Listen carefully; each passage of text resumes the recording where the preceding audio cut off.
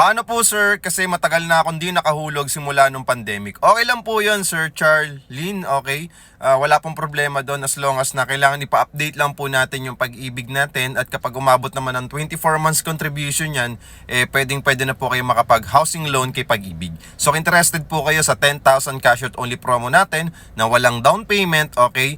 Pwede mo na kagad itong malipatan in just 30 days process lang kay Pag-ibig. Just imagine 10,000 lang yung ilalabas mo. Mas mura pa to sa 1 month advance, 2 months deposit kapag mag-uupa ka or rerenta ka ng bahay or condo unit.